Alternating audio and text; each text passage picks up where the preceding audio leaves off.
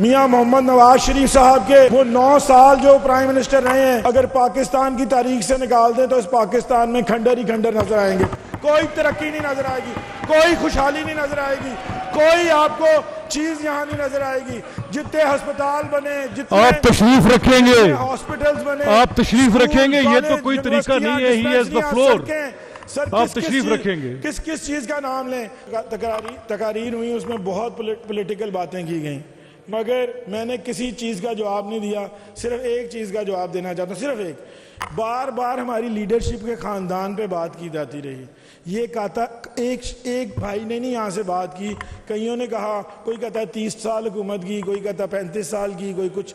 मैं इनको बताना चाहता हूँ कि मियाँ मोहम्मद नवाज शरीफ साहब 1990 से लेके 93 तक वज़ीर आज़म रहे। फिर उनको इसलिए वज़ीर आज़म से हटा दिया गया क्योंकि वो पाकिस्तान को एशियन टाइगर बना रहे थे, वो पाकिस्तान में मोटरवेज़ का जाल बिछा रहे थे।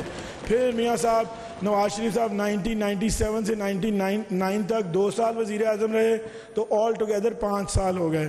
और इस दौर में उनको इसलिए हटाया गया नवाज शरीफ साहब को क्योंकि उन्होंने अमेरिका की आंखों में आंखें डाल के एटमी धमाके करके पाकिस्तान को आलम इस्लाम की पहली एटमी ताकत बनाया। फिर नो क्रॉस टॉक्स, अपनी बारी पे आप कर लेंगे। फिर जनाब स्पीकर उसके बाद अल्लाह ताला ने मौका दिया, अल्लाह ताला ने मौका दिया।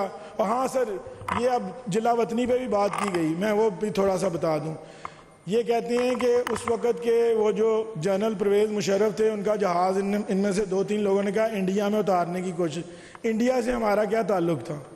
जनरल परवेज़ मुशर्रफ जो थे, उनको आइनी तौर पे मियां मोहम्मद नवाज शरीफ साहब ने चीफ ऑफ आर्मी स्टाफ से हटाया था, मगर उनका जहाज़ जो है वो कराची में ही लैंड हुआ था और उसके बाद फिर वो मार्च में आया। और उसके बदले में हमारी लीडरशिप को 10 साल तक जिलावतनी बर्दाश्त करनी पड़ी, सख्तियाँ बर्दाश्त करनी पड़ी, कैद व बंद की सोबतें बर्दाश्त करना पड़ी, और वो उन्होंने की।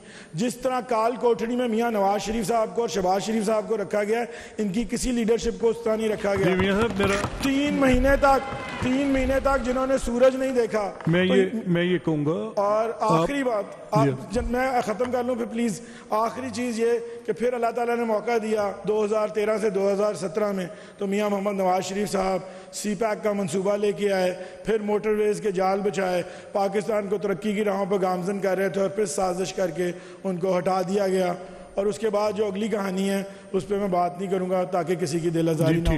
हम अपना बताएंगे। मेरा इनको चैलेंज है, ये सारे बैठे हैं, चैलेंज सर इनको ओपन। ये जहाँ मर्जी किसी चौक में, चौराहे में, असेंबली में, जहाँ हमारे से मुज़ाकरा करना है बैठ के कर लें कि अगर मियां मोहम्मद नवाज शरीफ साहब के वो 9 साल जो प्राइम मिनिस्टर रहे हैं, अगर पाकिस्तान की तारीख से निकाल दें तो इस पाकिस्तान में खंडर ही खंडर नजर आएंगे। कोई तरक्की नहीं नजर आएगी, कोई खुशहाली नहीं नजर आएगी, कोई आपको चीज यहाँ नहीं नजर आएगी। जितने अस्पताल बने, जितने आप तशरीफ रखेंगे, हॉस्पिटल्स बने, आप तशरीफ रखेंगे, ये तो कोई तरीका नहीं है। He has the floor. Sir आप तशरीफ रखेंगे, किस किस चीज का नाम लें? तो सर मैं इनको कहता हूँ, ये जहां मर्जी हमारे से मुज़ाकरा कर लें, बैठ जाएं, और ये भी बताएं ना, अल्लाह ताला आज 13 साल हो गए KPK में, दिवालिया निकल गया KPK, 400 अरब का डेफिसिट बजट दिया है, हमने 910 का सरप्लस दिया। सर फेडरल गवर्नमेंट में आए तो उस पर मैं नहीं बात करता क्योंकि मेरी आज आपसे कमिटमेंट है कि मैं सियासी नहीं करूंगा, मगर सर मेरी लीडरशिप को इतना कुछ यहाँ से कहा गया उनको। करप्शन पे बात की सर, इन्होंने करप्शन के इल्जामात लगाए। सर करप्शन में जब मियां नवाज शरीफ का दौर था तो पाकिस्तान 180 मुल्कों में 197वें नंबर पे था। इनके दौर में करप्शन में पाकिस्तान 140वें नंबर पे, हाईएस्ट एवर करप्ट गवर्नमेंट, जो उधर लिखा हुआ है, अगर ये खोल के पढ़ लें जाके। अच्छा चलिए ऐसे करते हैं मियां साहब, आज आपने बड़ा अच्छा किया। सियासी बातचीत चाहे जितनी मर्जी सख्त हो, आज आप बहुत अच्छे पैराए में बात कर रहे हैं, मैं आपका शुक्रिया भी अदा करता हूँ। बिलो द बेल्ट बात नहीं होनी चाहिए, हकाइक पे और नंबरों पे। अगर करप्शन का इल्ज़ाम लगे तो मुआवजे पे बात करनी चाहिए। आपने जो अपना किया उसका बताएं, अगर उनके पास कुछ बताने को है वो अपना बताएं, बिल्कुल जी। लेकिन किसी की बिलो द बेल्ट। देखिए मैं एक बात बता दूं, मैं एब्सोल्युटली आप हम कोलीग्स हैं आपस में। कल का एक बड़ा अनटूवर्ड इंसिडेंट है बिटवीन SN एंड अवैस। इसके अलावा भी जो बातें मैंने आज सुनी हैं, मैंने पहले नहीं सुनी थी। Please don't bring your leadership, their families into your debate unnecessarily and don't blame them for what you don't know.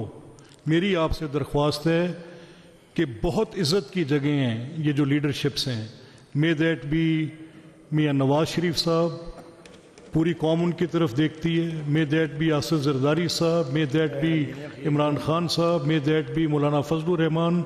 मेरी आपसे दरख्वास्त है आप अपने लीडरशिप के अच्छे कामों का जिक्र करें, हर्जा सराई ना करें, मेरी दरख्वास्त है। मैंने आज तंग आके लफ्ज़ हर्जा सराई कहा है, वो मैंने उस दिन की बातें सुनने के बाद कहा है।